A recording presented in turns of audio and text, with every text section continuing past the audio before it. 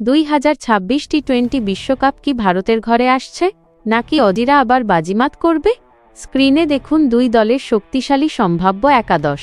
একদিকে অস্ট্রেলিয়ার ব্যাটিং লাইনআপে আছে মার্শো, হেড এবং ম্যাক্সওয়েলের মতো পাওয়ার হিটাররা, আর বোলিংয়ে কামিন্স জাম্পা জুটি তো আছেই। অন্যদিকে টিম ইন্ডিয়ায় সূর্যকুমার যাদবের নেতৃত্বে একঝাঁক তরুণ তুর্কি। অভিষেক শর্মা, তিলক বর্মার সাথে হার্দিক আর বুমরাহর অভিজ্ঞতা, দলটা কিন্তু বেশ ভারসাম্যপূর্ণ। আপনার মতে এই দুই দলের মধ্যে কোন দল বেশি শক্তিশালী লাগছে, ইন্ডিয়া নাকি অস্ট্রেলিয়া? কমেন্টে আপনার পছন্দের দলের নাম লিখুন। ভারত বনাম অস্ট্রেলিয়ার লড়াইটা সবসময়ই অন্যরকম। 2026 বিশ্বকাপের জন্য যে সম্ভাব্য একাদশ সামনে এসেছে, তাতে দুই দলই বেশ ভয়ঙ্কর দেখাচ্ছে। অস্ট্রেলিয়া একাদশ ট্র্যাভিস হেড এবং মিচেল মার্শের বিধ্বংসী ব্যাটিং আর কামিন্স হ্যাজেলউডের পেস আক্রমণ।